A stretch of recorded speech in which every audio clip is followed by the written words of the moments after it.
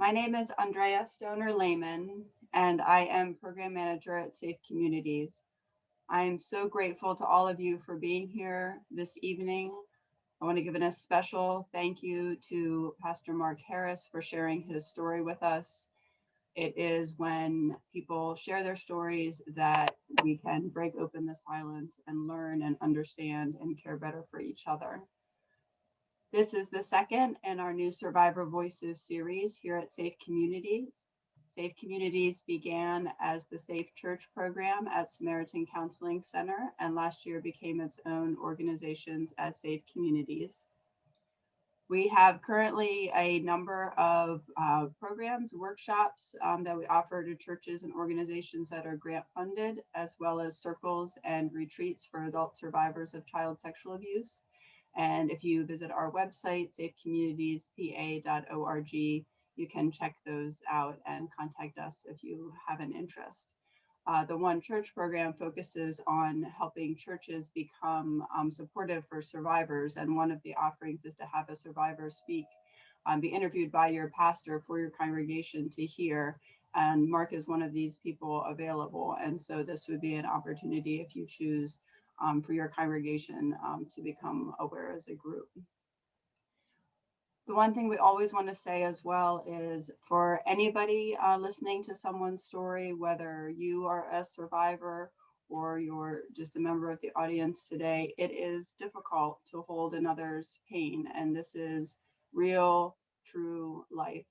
And I want you to just listen to your body, listen to what you need, whether it's during this program tonight, you need to turn off the video, you need to leave, you need to go get a drink, whatever you need to do. And for all of us later this evening, tonight, you might find yourself going to bed earlier, you might find yourself a little off tomorrow. Just be kind and gentle with yourself. This is how it is when we listen and care to each other deeply as people.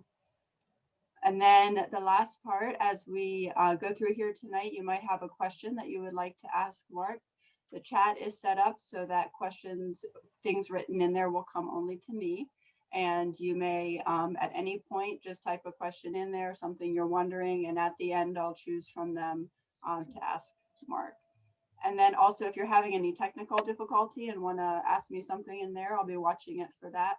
A note on Zoom, the way it's set up is that depending on what version you have will affect what you see on your screen. Some of you might be seeing everybody's little faces right now. Some of you might be seeing just mine. Later, you might see just Mark and Linda's next to each other. If you're seeing a whole bunch of little ones and would prefer to see the speaker, even if after I pin Mark and Linda, if that's not what's showing, if you move your mouse around the top right corner of your screen, there is a view little icon, and you can click speaker view, and that will show the person speaking. So without further ado, let me put Pastor Mark Harris and Linda up on the screen, and I will allow them to begin their interview with each other.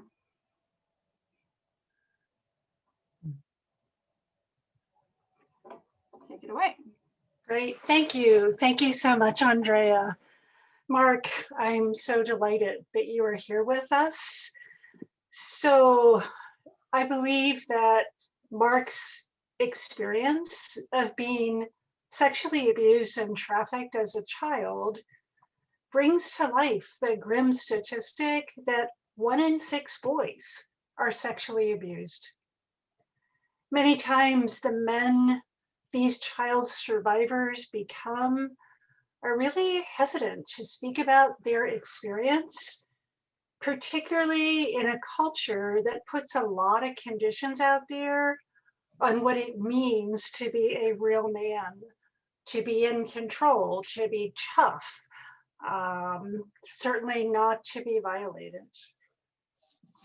And I think Mark's story also helps us to understand that so much of child sex trafficking originates from the adults in a child's trusted circle of family and friends, people at school, at church, at sports. Mark's pursuit of justice led him to work with the Georgia Bureau of Investigation when he was just 16. to try to hold the perpetrators accountable.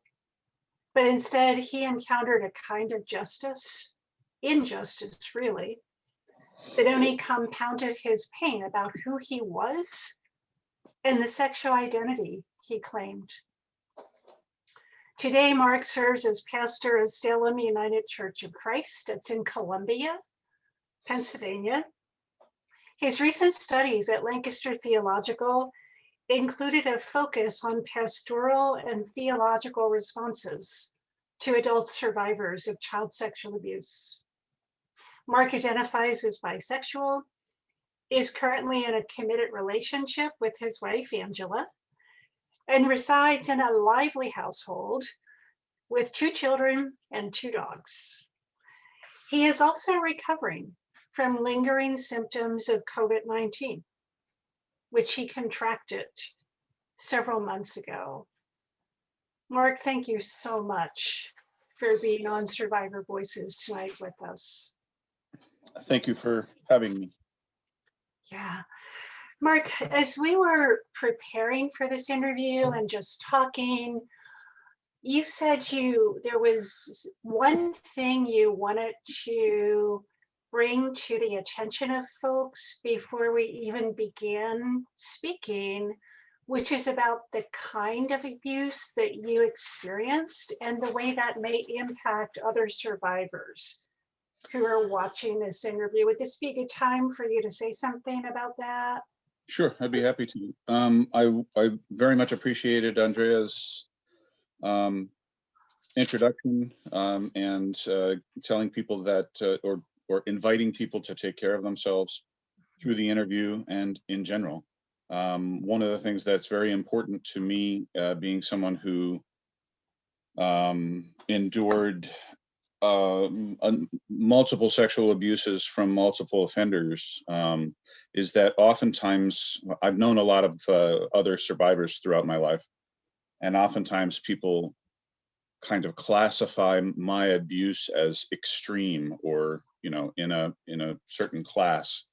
And it's really, really important for me to say that everybody's abuse is extreme. Everybody's experience is their own.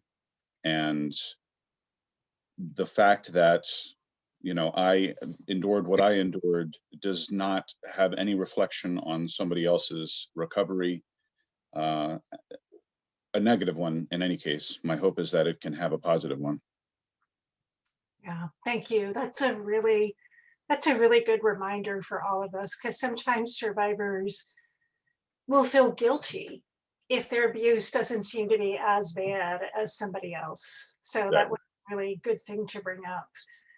So I wonder, Mark, if we could kind of begin by my asking you about where you grew up, as well as the emotional and economic and religious landscape of your family while you were a young child. Could we start there? Sure. So I was born in Scranton, Pennsylvania, and I was the youngest of 5 children, and my brother, who was closest to me in age, was 7 years older than me. So it was kind of an odd family makeup where I was a part of a very large family, but I also felt very much like an only child at a later point, once everyone else had flown the coop, as you will. Probably one of the most defining, so I grew up in a middle-class household with educated parents. One of the most defining things about my upbringing, I would say, is my parents' relationship with each other, which was extremely contentious. It involved a lot of yelling arguments. It involved in-house, out-of-house separations, and it even involved them divorcing one another, remarrying, and then divorcing one another again. That combined with being that sort of only child by virtue of the fact that everybody else had left really put me in a place of longing for adult approval. And when people would come home, sort of adultifying myself. And the difficulties that my parents had left me with far less attention than I wanted in any case. I think those are the aspects of my upbringing that likely had more of an effect than anything else on the abuse that happened later on. So my father, at one point when my parents were divorcing the first time, took my brother and I, and it was being called kidnapping for a time, and then that changed. When they got back together is when we ended up in Lancaster. So I was around 10, 11, 12 then. And the rest of my upbringing was in Lancaster. So I went to McCaskey High School, grew up in Lancaster, essentially, in the city. And your father, was he a pastor? Am I recalling that correctly? Your dad was a pastor? He was, yeah. I call myself a latent PK because he had already left the church by the time I was born. So he was working in other public service jobs for local and later state government. Okay. But yes, he was very much a biblical scholar, and someone through whom I learned a lot about religion in a very scholarly, learned way. Kind of an intellectual. Very much, Yeah. Yeah, your childhood sounds very chaotic, that going back and forth and getting divorced and remarried and then divorcing again. That's a lot. Yeah. That's a lot. So given all that, how did that leave you vulnerable to the sexual abuse grooming process that you began to experience when you were about 11, from a man who was well known to your family, who directed a school for troubled or adjudicated youth? Well, the things that I've mentioned already, the adult education, I think plays very large into that. I wanted to be seen as older than I was. I wanted to fit in with people who were older than I was, and I was starved for attention. All of those things put me in a position to be vulnerable to the kind of grooming that is typical of sexual predators. And in addition to that, it's not a mistake that he was the director of a school that it wasn't only adjudicated youth. They did other programs as well, but they did quite a large amount of work with adjudicated youth. Yeah. Kids who no one's going to believe. So exactly. The place, I think, also played into, what happened. Yeah, and it seems as though people who are sexual offenders can kind of tell which kids are particularly vulnerable and needy. They kind of have a sense for it. There's certainly signs, yeah. Yeah, and they put themselves into places like churches or schools where they have access to kids. Yeah, yeah. So we know, I know, we know from the field that the process of grooming is often used to gain the trust of the child's family, as well as the child that they're targeting. So what were the kind of tactics that he used on your family, as well as on you? Well, my sister and brother both worked at the school that he was the director of. Yeah. It was the school was offered up as a place for our family to gather for Christmas. This happened after the beginning of the abuse. He offered himself up as a helper, basically, someone to help to shepherd me, parent me, help me out through the difficult times of my parents' divorces, etc. So he very much, I think, appeared and it was impossible to tell that he was not the good Samaritan who just liked this kid and wanted to help the family out that was, a part of the school that he was running.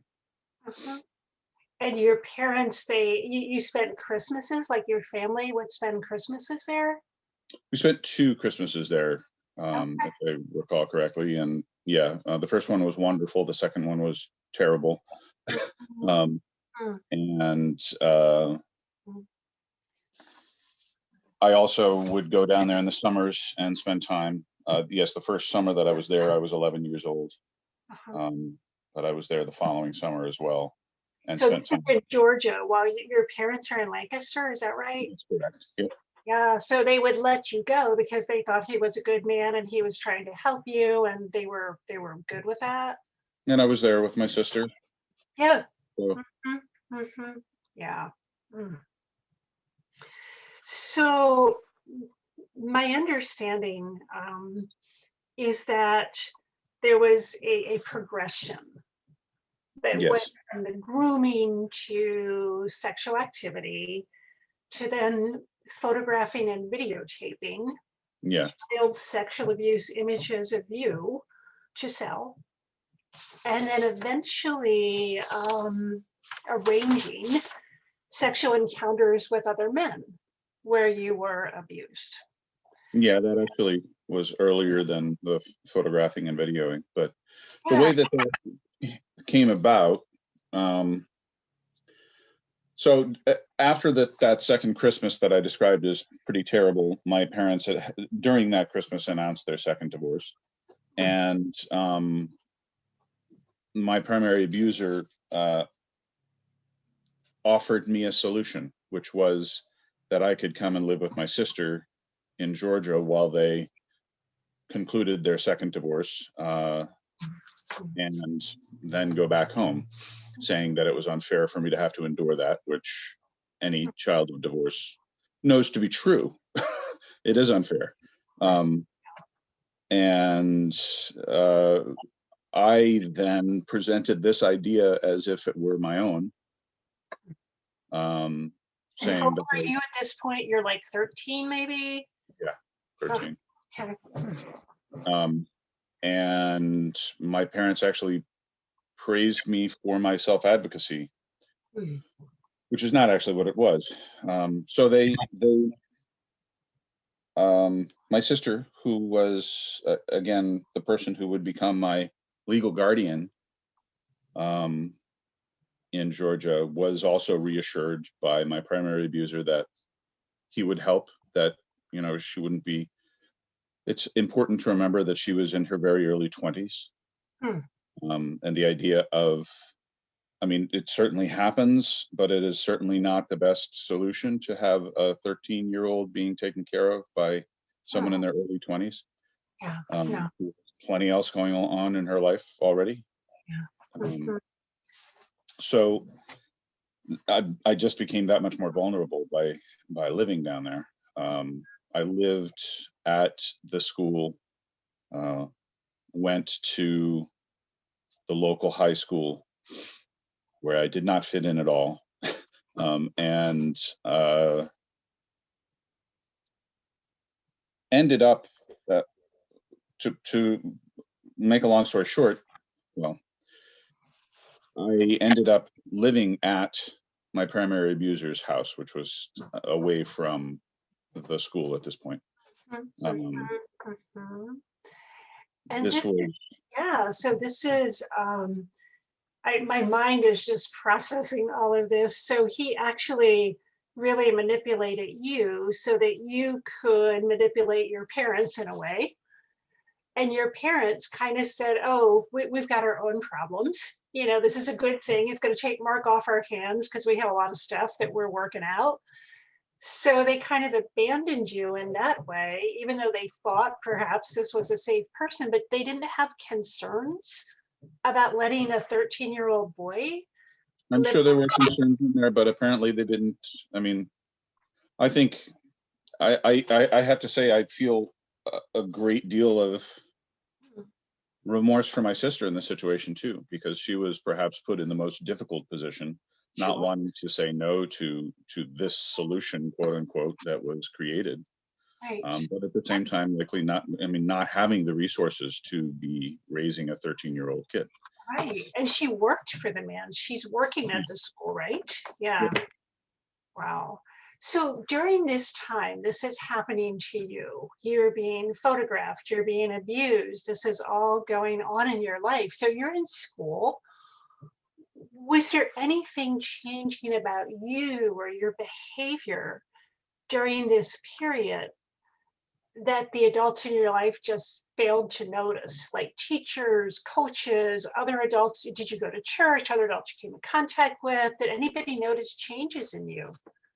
I think that people did, and I think probably the person who was most attuned to that was my sister, who again did not have the resources to know what to do about it or to do anything about it. In the Hmm. meantime, you know, my parents had put their trust in her and in my primary abuser, Mhm. and my primary abuser ended up suggesting that for therapeutic reasons that I should live with him separately. At school, I mean, I was a kid from, you know, I think the school district I moved directly from was Manheim Township. Okay. And I was in ninth grade. They put me in all junior and senior classes because that was the difference in the level of education. Mhm. This was an extremely poor county. It was, you know, one high school, I think, for the entire county, possibly for some other surrounding parts of other surrounding counties. There was a student body in the thousands, and the graduating class in the year that I was there was 12. So it was a very, very needy school district, and you know, I wasn't chewing tobacco or getting pregnant, so I was not a focus there. Um, Did you have friends? Were you friends with people? So you were really isolated. You were yeah, very, it was completely isolated. wow, wow. So I understand that this man who you're now living with at one point then purchased an RV and took you with him as he traveled around to different places, basically selling you to other men and shooting child sexual abuse images. And I don't usually say child pornography because I think that glosses over what this actually is. Yeah. People think child pornography is harmless, and it's so not. These are real children. These are Yeah. child sexual abuse images that are being shot. So during this, you know, he's taking you to different men, he's selling you, he's photographing you. What was your state of mind Oh, during no, this period of time? Did you understand he was exploiting you? Or did you still think you were in some kind of really trusted relationship with him? so I want to break that down a little bit, and I will answer your question, your last question first, and say I had no idea. I was completely clueless. Um, but to break down just sort of the progression a little bit more, after I had moved in with him, before I moved in with him, and shortly after I moved in with him, I believed that I was in a love relationship with him, that we were in a mutual love relationship, that other people wouldn't understand, wouldn't get, but that was okay. He very much used ideas of homophobia as part of the reason for this, even though I know now that that really had nothing to do with it whatsoever. Right, right. Um, and that love relationship, after I moved in with him, began to include him inviting people over to his house. And these people would join us for dinner usually, or something, or drinks, and then at some point or another they would ask me to go into another room or over to the living room, and they would make sexual advances, and I would look at my primary abuser basically for cues, and his response was usually a sort of shrugging. So I went forward doing what I had been essentially trained to do by him, which is to respond. And I would respond to these men in a sexual manner. And, you know, this happened quite a few times. And then thereafter, after everything was concluded, the person had left, he would turn that around on me and say, "Oh, well, I guess you had a really good time." You know, he would say things. Yeah. It was further in the manipulation. He made me feel like, and you told me it wasn't a too strong a word when we were talking about it earlier, so I'm going to use it. But he made me feel like a slut. Mhm. Yeah. He made me feel as if there was something wrong with me, that I would want to do this and go forward with these, you know, these sexual contacts that weren't initiated by me, and I only responded to, in truth. Yeah. Yeah. I mean, you point out the level of manipulation when we try to explain it to people when I'm teaching classes or talking to pastors or people in organizations and try to describe the level of manipulation so many sexual offenders use. People think that it can't be true. Right. They don't believe it. It's True. The kind of thing he did to you to sexually violate you, sell you to other men, and then make you feel as though this was something you chose and kind of give you shame to carry about it is what they do. This modus operandi, right? so to kind of take that and blend it with the further progression. The other thing that happened was that I stopped going to school. He portrayed that I was in a deepening depression and that he was, you know, providing me with therapy, much needed therapy that was helping me to resolve it. But for the meantime, I needed to not be in school. So I stayed with him at the house, and things progressed at that point as well. Then thereafter, I think partially because of, you know, red flags that were brought to my parents by my sister and my brother, they said, "Okay, you're coming home, and you're coming home now." And we actually went up there for Christmas. Keith actually, I'm sorry, my primary abuser actually drove me up there for Christmas, and that was when they said, "You're staying here. You're not going back." I ran away again, not my idea, and he had already returned to Georgia. I made my way back down there through a pretty orchestrated series of people that he knew down the Eastern Seaboard, hopping from person to person to person. Once I was there with him and a fugitive, essentially, it was no longer known that I was with him, things escalated even further. And yes, I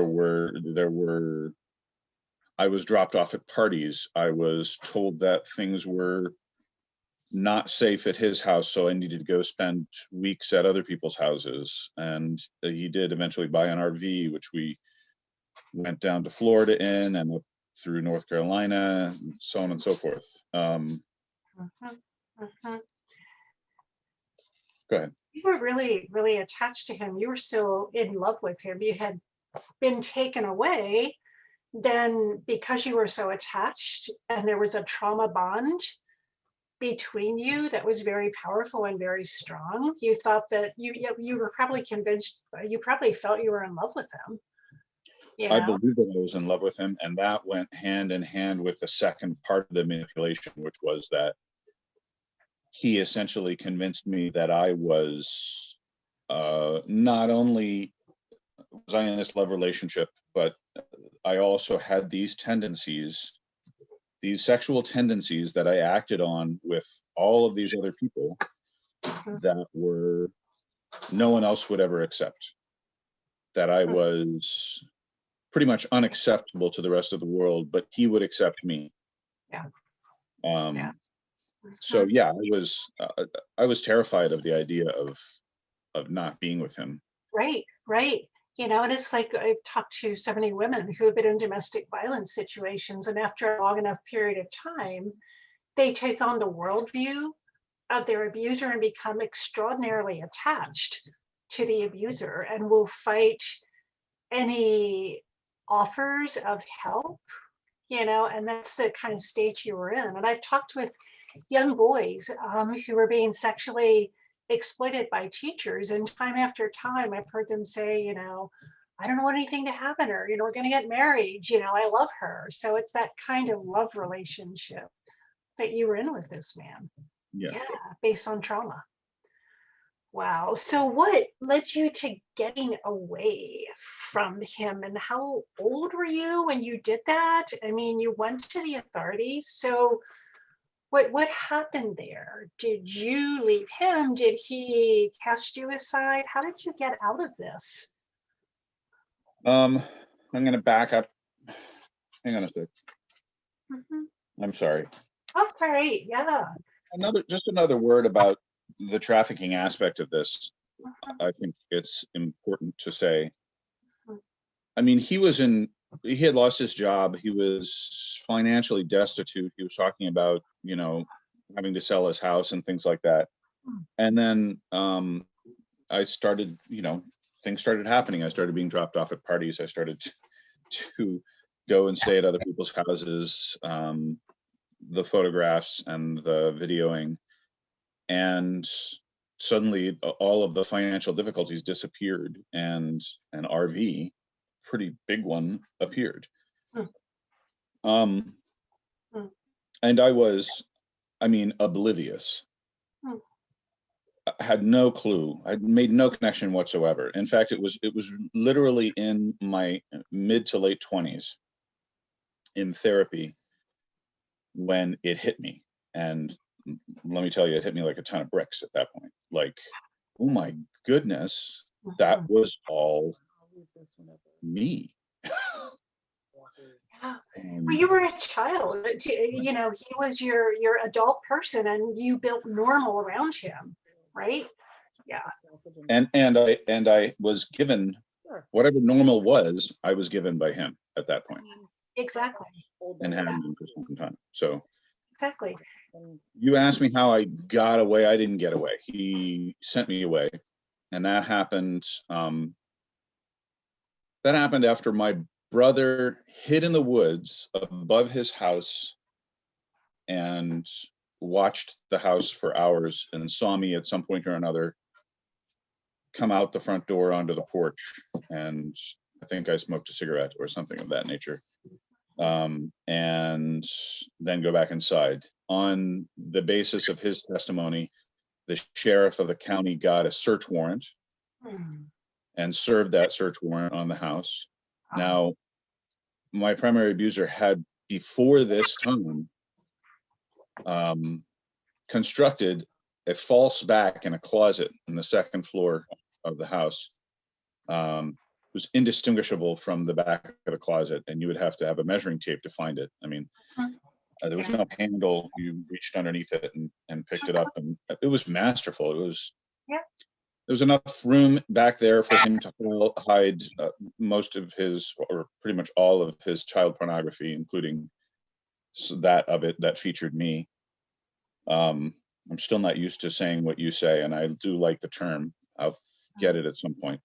Yes. And also me. So it was a small space, but I could get in there, you know, turn off the flashlight that was back there and be quiet, and no one would ever know that I was back there. A sheriff's deputy was in the closet, you know, poking around with a flashlight, looking for me. Hmm. I could see his flashlight through the cracks in the wall, but he wasn't able to find me. Yeah. It was shortly after that that my primary abuser told me that it was time for me to go, that it was temporary, that we just needed to let things cool down again, and then I could run away from home again, and he would come. I could come back to him. We also talked out stories that I would be giving to people, which I did, parents, police, therapists, so on and so forth. And that's the way that I ended up going home. I wasn't going home. I was leaving home in my own mind and going to a completely foreign and hostile place. It was months after that before I agreed or thought about taking any kind of illegal action. My mother had me going to a therapist who happened to be brilliant, for which I am extremely lucky, and to which I likely owe sitting here before you today. I would go for sessions with him for months where I would say nothing. I refused to say a word, and he would have me sit in a chair across from his desk, and he would do other work, basically saying, "Oh, I'm going to get something done if you're not going to talk to me." You know, we occasionally had the smallest of conversations, but nothing much. And then the turning point happened when, so I was still at that point in phone contact with my primary abuser, who was, essentially giving me a top up on manipulation, as each time we talked together. Yeah. And ensuring that I was holding to the story, that I wasn't talking to people, and that I knew, it was always not yet, you can't come back yet, but it won't be, it won't be long. He was stringing me along in that way.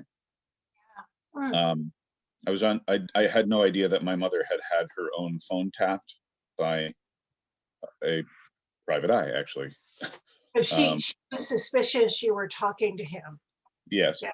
Okay. All right. And she felt that the best way to reveal that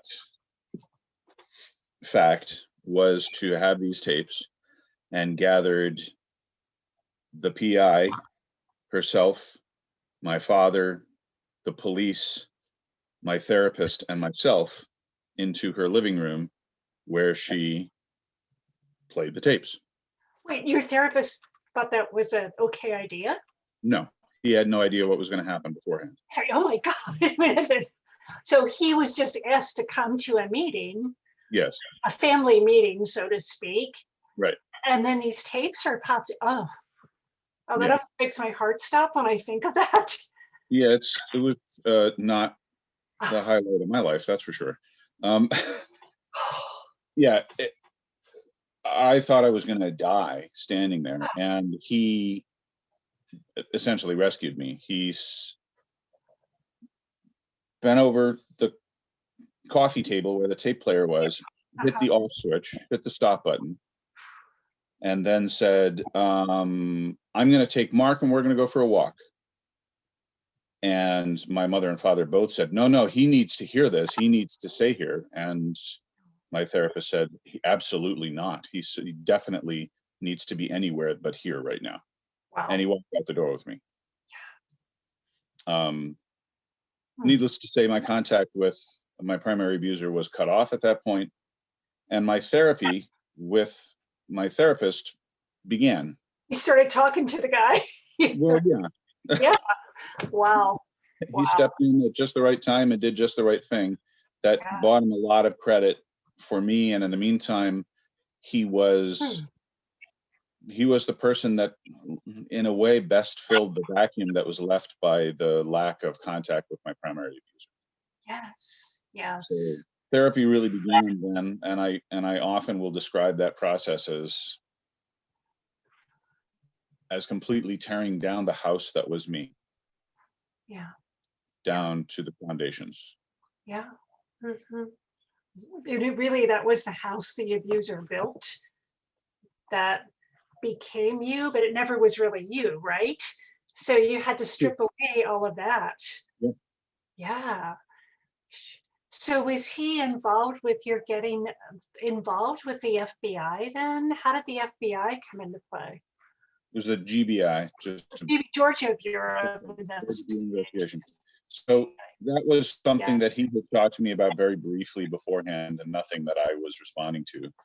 And it was after some quite a bit of therapy after that he brought up the idea again. And at that point I said, I definitely want to pursue that. At that point I was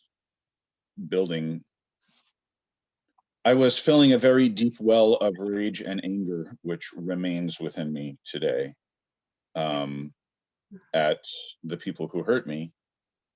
And with the help of my parents as well, we contacted the district attorney from the county, and he began an investigation to see if there was sufficient evidence to go to prosecution. And what was the final outcome then in terms of the GBI's investigation, and what charges were brought against this man and the others who were involved in this trafficking ring? So I'll go to process first, and say that in the process in working with the Georgia Bureau of Investigation, one of the things that I had done when I was living with my primary abuser was I would do a sort of inventory of the house every day. And there was a lot of things to inventory. It gave me a feeling of control, a sense of control, which later in my life turned into a sort of OCD. That's another story for another time. But I knew the house inside and out. They took me to a state park, and they had me sitting at a table across from one agent who had communications with the people who were serving the search warrant at the house, and I led them to absolutely everything that could be found. Those things included illegal drugs, they included multiple firearms, they included guns that had no serial numbers, they included child pornography, of course, and they included the one thing that ended up yielding the highest charge, which was moonshine, untaxed liquor. The highest charge?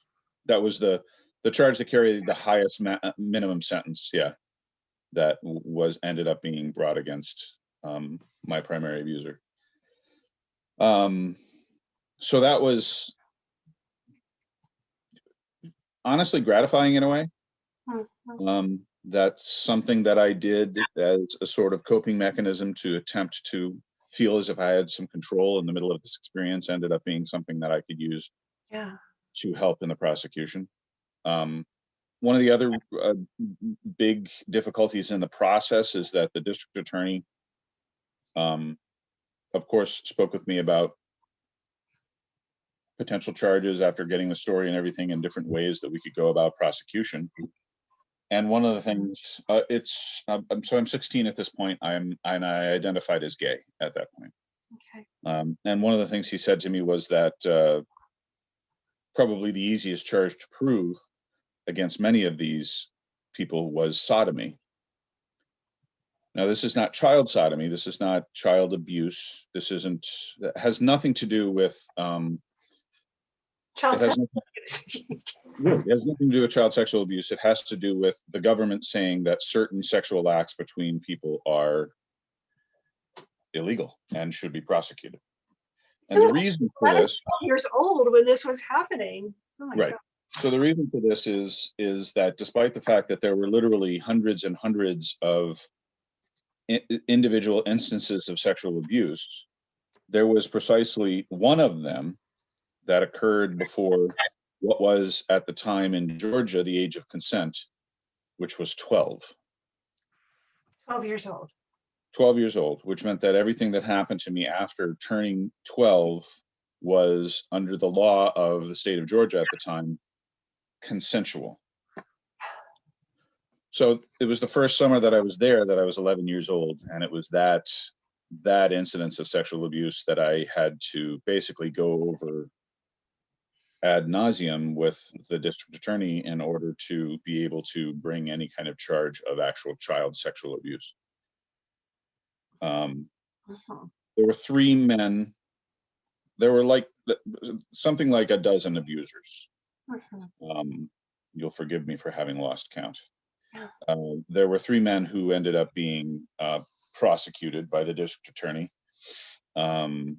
2 of them received sentences of parole and mandatory counseling. And my primary abuser received a short jail sentence and then parole and mandatory counseling. And the charge here was sodomy, not a child sexual abuse charge.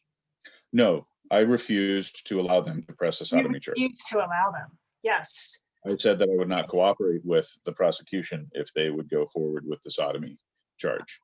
And I will fully and happily admit to the fact that I was helped along in my conviction about that by my therapist. Yeah, I'm just amazing that you're 16 years old and you have enough a sense of self and your own identity to refuse that and say to the GBI, no, that's not the issue. The issue is that I was sexually abused as a child. So yeah, that's pretty amazing that you had that kind of wherewithal at that age, and the support of that therapist really would have made a difference too. Yeah.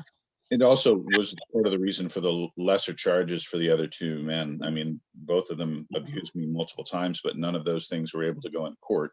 Yeah. Because I refused to allow a sodomy charge. So, and there was no mandatory jail time for possession of child pornography, for child sex abuse. Child sexual abuse images. Yeah. Yeah, exactly. Phew. Wow. Wow, Mark. So, okay, taking a breath here. Just kind of fast forwarding to your adult life. You're still healing from your own traumatic experiences, and you discover at some point that your own children have been sexually abused. And I cannot even imagine how painful that was. And I won't ask you to share anything about their stories. Their stories are their stories. But I wonder if you could say a bit about how your identity as a survivor factored into your role as a parent. I'm not going to share about their stories either, because I completely agree with you. Every survivor's story is their own story and their own story to tell. Yeah. I will go as far as to make it clear that the abuse that occurred in my house, in our household. And I would say that probably the ways in which me being a survivor has affected that most deeply. One of them is that I have ended up being able to have some very open conversations and very, no holds barred, no punches pulled interactions with my kids that I think that I would never have been able to have had I not experienced what I experienced. Yeah. Yeah. So I am, it's a weird place to use the word grateful, but I guess I'm grateful for that. And then the other part of it, I think, has to do with, my own anger and unhappiness at how everything panned out for me. And that is that it's my fault. So that sounds harsh, and what a lot of people begin by to say when they're talking to someone who's had that kind of experience of child sexual abuse happening within their home is, look, you couldn't have known, and it wasn't your fault, but I should have known, and it was my fault. And I think the reason that I am so strongly driven to that belief is that other people, my parents in specific, abdicated responsibility. So is it true that is it true that the bottom line is that I should have known. And the bottom line is that it was my job to provide a safe environment for my kids, and I failed at that. And I'm not going to walk away from or turn away from my responsibility in that. You know, I'm not going to let it completely destroy me either. I'm going to remain here and do everything I can to repair the damage that was done. Yeah. So you're holding both the deep knowledge of how sexual abuse can occur, and there's so much manipulation that happens to the children while it's going on that a lot of parents literally are unaware. But at the same time, it sounds like because of your experience as a survivor, you want to hold yourself accountable in a way and say, yeah, you know, this did happen on my watch. I'm the one that's supposed to protect these kids and I didn't. So I get that tension between the two. Yeah. One of my kids has some regular anger issues, and Yeah. in talking in therapy with this child,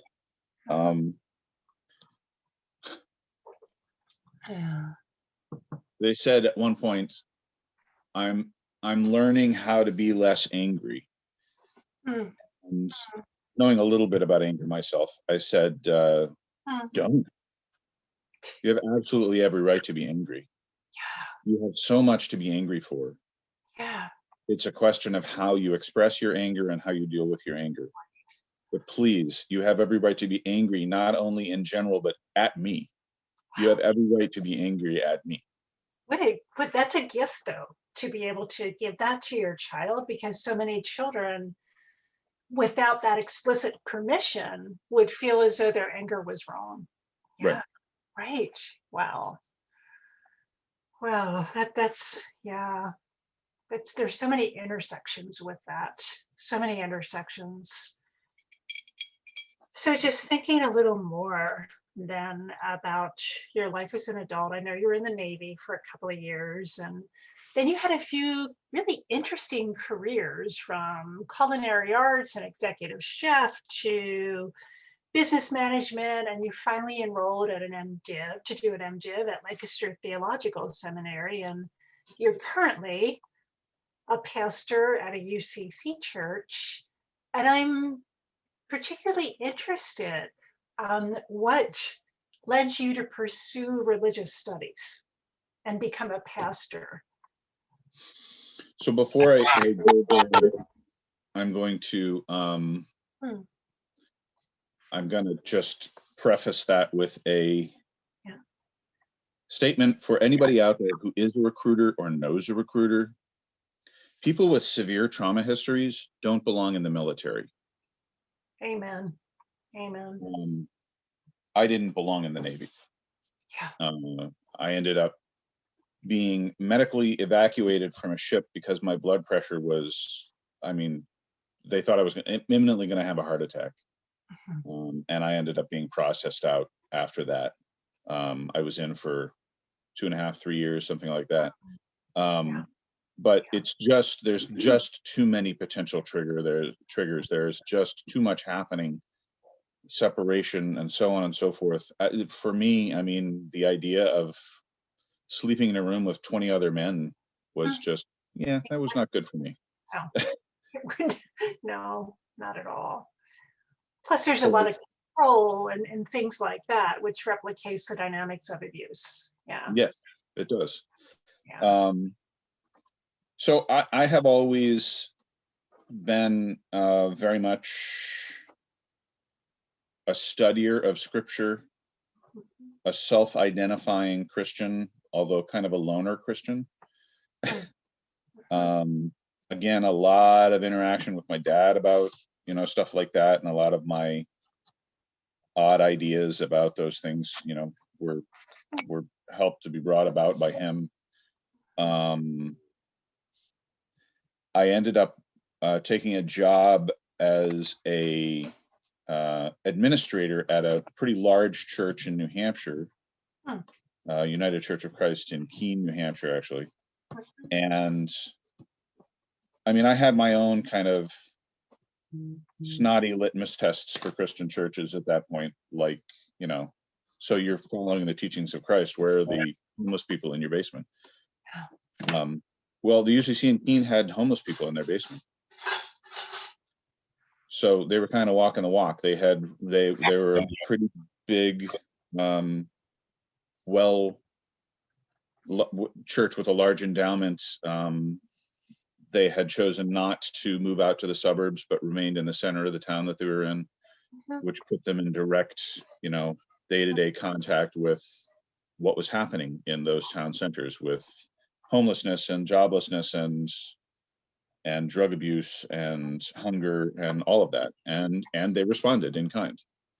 So I was really brought to an understanding of Christianity that I don't think I had before that, which is the corporate nature of it. And not just Christianity, but religion in general, that people acting together in, sympathetic beliefs can achieve meaningful change in society. I was told while I was there that I probably ought to go to seminary, and responded that, that would take kind of a miracle since I had quit high school and never gotten my bachelor's degree, taken a few college courses while I was in the Navy, but not much past that. And, I remember one senior pastor saying to me, well, if it's the right path for you, then, God will shine a light on it. And I said, it's going to have to be pretty darn bright. And I just kind of inside imagined that light would be, I don't know, a paper bag filled with cash and a degree in the back alley somewhere. And it turned out it was something very different, which was a cardiac arrest.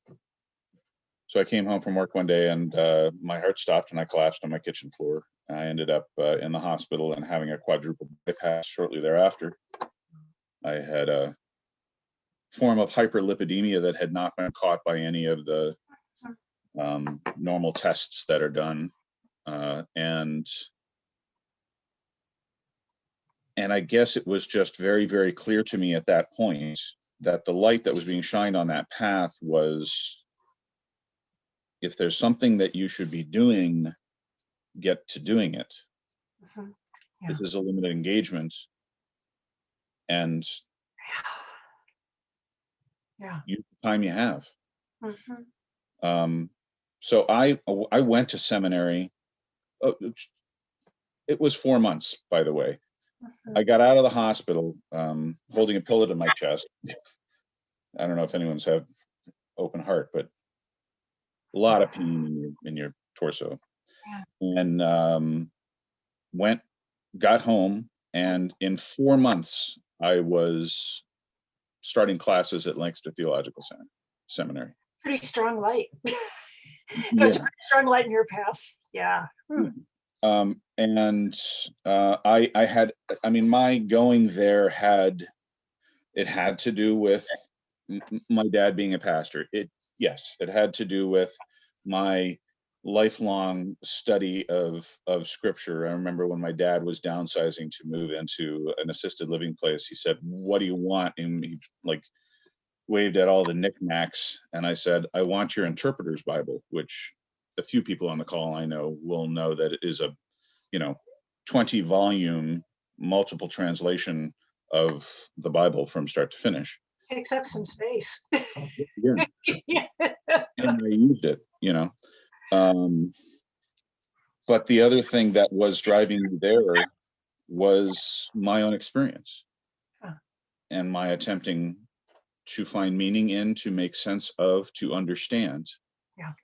There have been a couple of times in this interview already where, the things that I've said may not have been heard by everyone who heard them as theological, but they certainly sounded theological to me. The idea of holding both the responsibility to help and to lift up and the responsibility for the failures that have existed in your past, to me, is a deeply theological concept. It is. It certainly is. Oh, what a journey, Mark. So I'd like to ask just one more thing, and then we'll open it up to any questions that Andrea has received from folks on the call through the chat or any comments. But I'd like to kind of conclude the interview by asking, your experience and your theological studies have led you to explore a concept for a couple of years now of what you call survivor's church, which sounds completely amazing to me as a survivor, because I know how hard it is to find a church that is sensitive to the needs of survivors. And I also know so many survivors that have just given up on attending church because it so often fails to acknowledge their trauma, maybe only in passing. It has so many practices that are triggering for them. So could you give us a glimpse of what Survivor's Church would look like to you? How would it be different? Well, you introduced it great. I wish I'll have this recorded so I can later. But I mean, the two things. Again, it's leaning into the positive and beginning to address the negative to me. And the negative is that there are there's ignorance of the conditions that are created by people who survive things like this. And I'll add that, I'm a trauma survivor. I'm a survivor of child sexual abuse. There are trauma survivors who survived lots of other traumas as well. And my intention in creating this kind of a venue is not to disinclude anyone. In fact, quite the opposite. It's to make it truly radically open and inclusive, and not only welcoming people through the doors, but then creating a space in which they are able to feel comfortable and not be triggered and not be frightened. I've had survivors say to me in the past that the passing of the peace is likely the most frightening 5 minutes of any worship service for them. I mean, here's a time when it is simply expected that you get up and hug the person next to you, that you reach out and grab the hand of somebody you've never met before. Right. And for many survivors, that's a no-go. And it's contrary to what we try to teach our kids about consent, touch. Yeah. So I've even in my own church setting, I've begun to address that and change that dynamic, saying, let's pass the peace in the ways that we are comfortable. Some people may be comfortable remaining in their seats and would like to wave, and that's a completely fine way to pass the peace as well.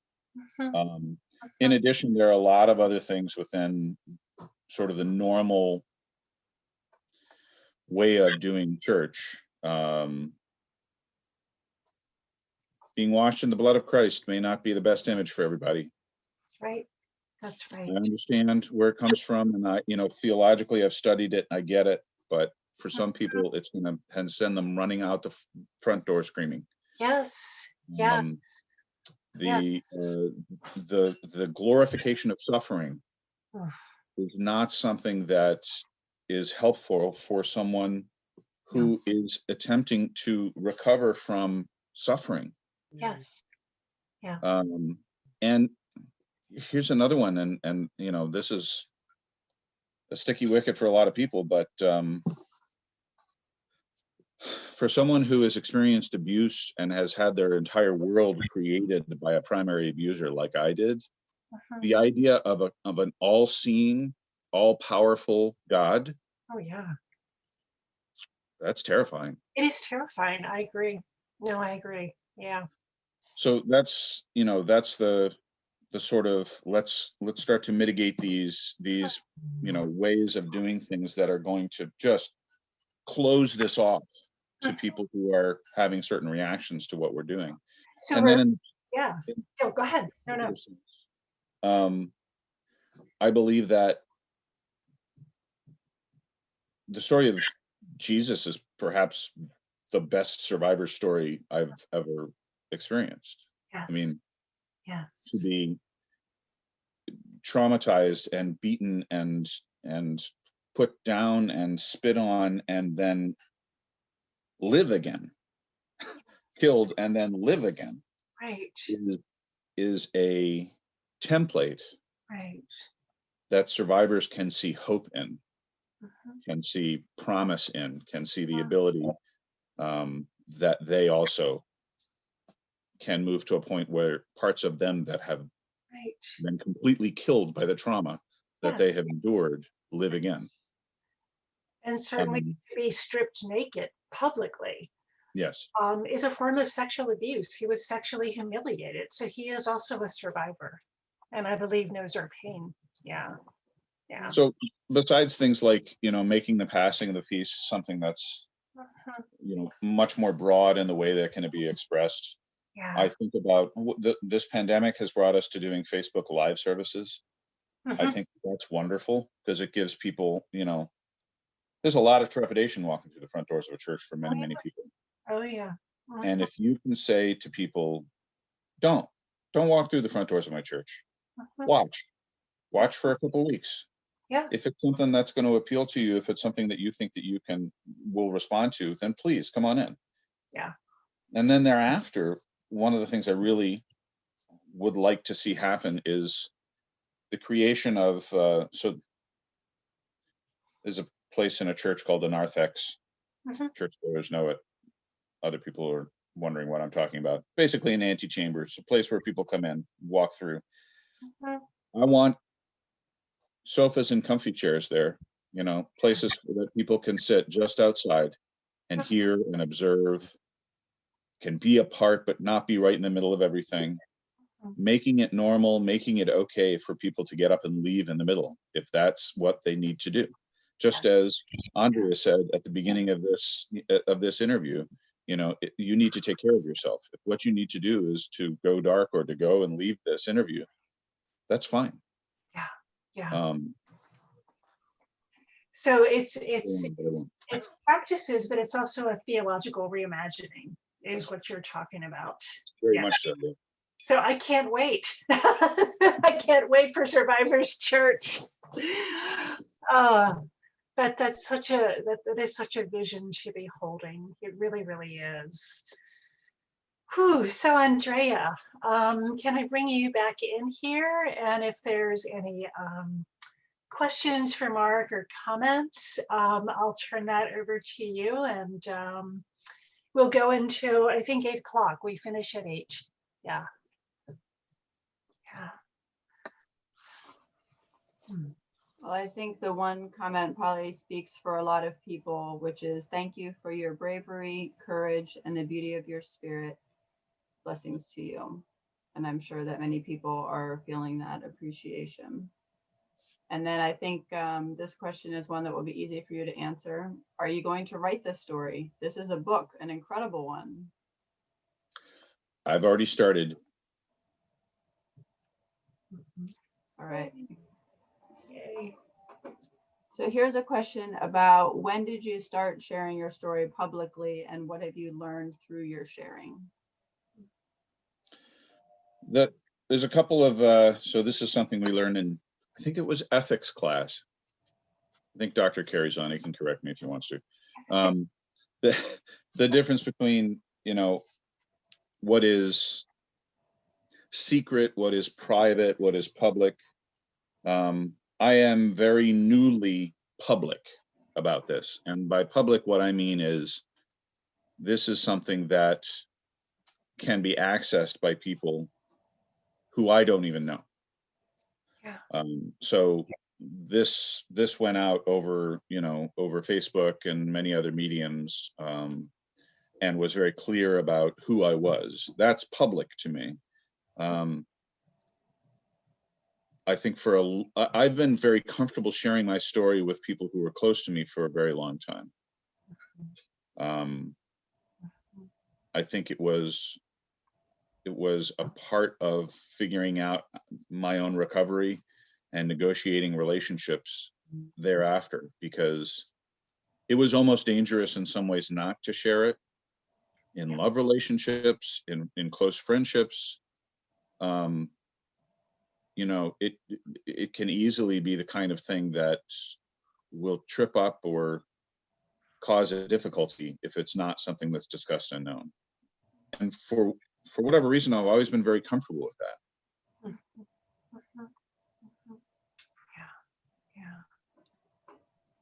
You've had a scary journey. I admire your courage and honesty, this person says. Thank you very much for sharing your story. It was an eye-opener. What advice would you give to parents of young boys? What should we be more aware of or watch out for? You know, that's a really good question, and that's something that I meant to kind of say in the middle of the narrative, and I didn't. I'm not telling people not to get divorced, and I'm not telling people that if you get divorced, your kids are going to get sexually abused. That's not the message to take away from this. Frankly, there are simply relationships that need to end, and or change in the way that they continue, radically that divorce is what is necessary. What I'm saying is to ensure that your kids have resources they need to be able to deal with that during those times. Whether that's a therapist, whether that's, you know, someone who is in their lives already that they can go to and talk. And I think it's very important for the parents to be involved in that as well. Being open and honest with your kids about sex and sexuality, I think, is really, really important. I think that using correct terminology, I will likely, if I get something that is, you know, remotely readable, I will want to add, you know, lists of resources, many I've come across, that are wonderful for working with kids, some of which I encountered in something the Unitarian Church and the United Church of Christ came up with together called OWL, Our Whole Lives, which is it's a sexual education program that's actually cradle to grave.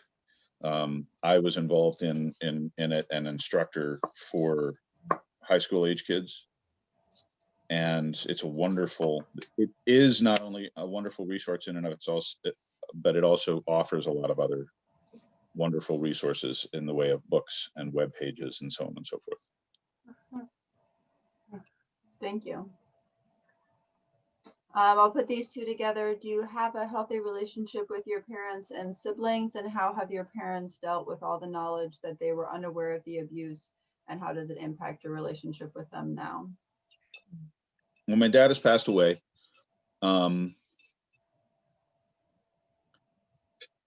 I don't think we ever really directly dealt with a lot of this.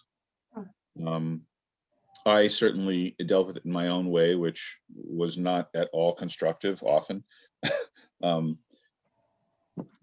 People in recovery can be pretty triggered and pretty emotional. And there have been many, many times when I have said and done things that that I guess I would regret now if I didn't know that it was an integral part of my recovery. That's a weird way to say it. My mother at this point is suffering from dementia. And I would say that we did more unpacking of a lot of this than I did with my father. I think that there was just so much that she could handle, and there was a point at which I said, you know, would stop and say, this is, you know, I'm going too far now, you know, and I need to accept that. I love my parents. I know that they made mistakes. I know that I've made mistakes as a parent and as a person. So, did that answer the question? Sure. Was there a second part of the question? I think people were wondering just how my you're sure. Yeah. My relationship with my siblings is good. It's sibling-like relationships. So we all have our foibles and difficulties. I am closer to some of them than others, can talk more about certain things with some of them than others. this subject, interestingly, is not something that I've discussed very much with my siblings. And that's actually something that has weighed a great deal on me in becoming a public survivor. Because, I mean, I've had multiple revelations through therapy and recovery about the things that have happened to me and what they actually meant, what they meant inside my own head, what they meant in the context of what was happening at the time. And I really haven't shared a lot of that with my siblings. I haven't felt compelled to, and it hasn't been something that they've asked about. And I think that that's okay. This was not only my story. I mean, as you can tell from me telling it, my sister, who is with us here tonight, was deeply, deeply involved in everything that happened, and my brother as well. And even, you know, the two sisters who weren't necessarily directly involved but lived far away were deeply affected by everything that happens. So I have to respect, just as I have been privileged to have them respect my recovery, I have to respect theirs as well. And this isn't the only thing in their lives either. Thank you. From your experience of living in Georgia and now in PA, do you find that the Georgia legal authorities are further ahead in working on legal bills and jail penalties versus the legal work that has been stalled on the PA books with Bill 851 in our state Congress? How do you think we can get PA to be more engaged in fighting trafficking with real meaty penalties? Very good questions. And I'm gonna reveal a little something else about my story at this point. I was really into legal advocacy for some time as an adult. So I worked with some organizations that were attempting to get things like Megan's Law passed and other things of that, notification laws, sexual offender registries, and so on. And I think that those things have their place and can work. I think that they don't work well in a lot of cases. I became really disenchanted with a lot of that as I continued to get further and deeper into it. There was a law on the books in Oregon of public sex offender registry that anyone could access, and somebody brought a package bomb and left it on the steps of the address that was listed for an offender. Well, his son ended up opening the door and the package bomb killed him. His son was his primary victim. I think that, you know, it's not universal, but there's a great deal of vigilantism, and I think that there's a way in which sex offender registries, for instance, can really give people a false sense of security and understanding of what's going on. It has been said to me so many times, well, it's really great that we have these public sex offender registries because now I know where all the sex offenders in my neighborhood are. No, you know where all the sex offenders who have been convicted and put on the sex offender registry are. Yeah. So the really smart ones, you don't know where they are at all. Right. At the same time, there are a lot of people out there doing that work. I was disenchanted with that work and I needed to put it down. I very much respect the people who are continuing to do that work, trying to refine those laws and trying to make them make sense, which very much is, you know, safe communities. It's you and Linda and people who are attempting to create policies that are making sense and that don't just write a book full of policies and put them on the shelf in an office somewhere, but are continuing to engage with the realities of things and understanding how, you know, things can fit with large organizations, small organizations, etc. Thank you. And as far as the laws go, the laws have gotten better, but I don't know what they are now. I kept track for a while. I don't keep track anymore. The age of consent in Georgia is no longer 12. but I don't know what it is. I think it might be 15. Thank you. How can pastors best support survivors?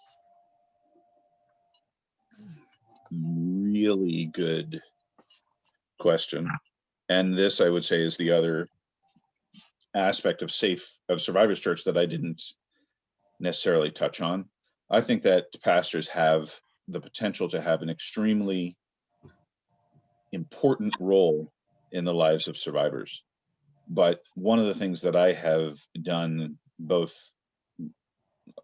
on my own understanding of things and also with the encouragement of many of my professors at Lancaster Theological, is stopped using the word counseling.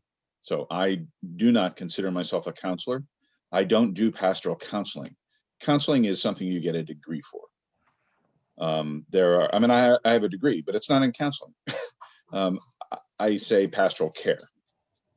What I provide is pastoral care. And probably the most important aspect of that, especially if you're dealing with survivors of trauma, is the walking with. And I could cite you a bunch of scripture, but I'm not going to bore you with that. But the walking with is not saying, don't worry, I have all the solutions to your problems.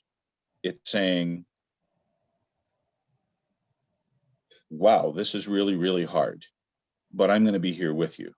And I don't know where we're going to find the solutions and the resources that we need to help you, but I'm going to be with you and we're going to work together to find them. Yeah. Thank you. Yeah, that's such, I just wanted to say that's such an important role for a pastor. But I think too, sometimes pastors believe that all they need is a referral list of therapists. Right. And they get that referral list and the person is referred and they never ask any questions about it. And that's only part of a solution. A survivor needs a community to heal. And certainly a pastor and people who will walk with him or her is critical. So referral lists are great and clinicians have their place, but that's just one part of the healing puzzle. So a pastor who accompanies can make such a difference.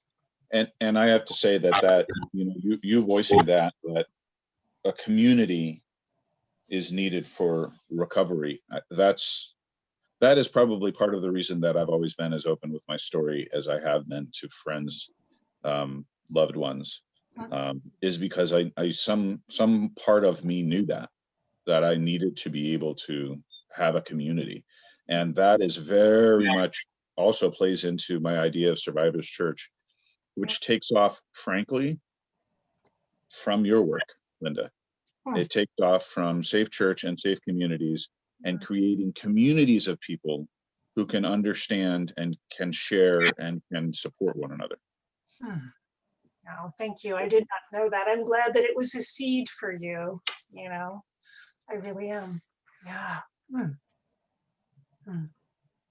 The last question, and then I'll just end with some supportive comments people have. How would you pastor someone who has been an abuser? An abuser, that's a good question. I will say that I have worked with quite a few people I was an intern and then ended up being the interim director at an organization called the Reentry Management Organization, which helped people return to society from prison and jail. And I also, in there, I met some folks working on some transitional housing. One of them, New Persons Ministries is the name of the organization. And I was asked by the director of one of those houses to do a Bible study there. I got there for the Bible study and found out at that point that because they were open to people who are on the sex offender registry, and there are very, very few places that are, that's all that was there, were men on the sex offender registry. So I was going to do a Bible study with male sex offenders. And yeah, I definitely did one of these. Really? But, I was there and that we were going into it. And frankly, it was incredibly enriching. Honestly, that's a big one. I would pastor them honestly. And I would say that the very, very first, and this is something else that I think, comes right out of Linda's book. Very, very first on my agenda would be to ensure that they were safe and that the people around them were safe. And then for one thing, a great number of the people out there who are offenders are victims as well. So there's recovery to work with. There are things to work with. It's an issue I think that is very in the fore of my mind, partly because of conceiving of this, survivors church. It's something I definitely need to grapple with, and I can't do it alone. I'll leave it there. Thank you. So we'll wrap up with some affirmations people have given. Bless you and your family. Brother Mark, I am so proud of your continuous healing and willingness to help others that have experienced abuse while you are still being healed. Thank you for sharing your story and the incredible work you've done to be where you are. You are doing amazing work. Thank you for having the courage to share your story. I am so grateful for you, for your story. Thank you, Pastor Mark Harris, for being here tonight. We're very grateful. You speak with such clarity and wisdom, and we are grateful to hear it. Thank you. And thank you to everyone who was here tonight. Yes. Thank you for everyone who joined us, and thank you very much for hosting. Thank you, Mark, for being our guest and for all of the wisdom that you shared. Thank you. Thank you. So we'll say goodnight to everybody, and hope you all have a good evening. Take good care of yourself, and we'll catch you some other time. Good night. Thank you. Good night. Good night.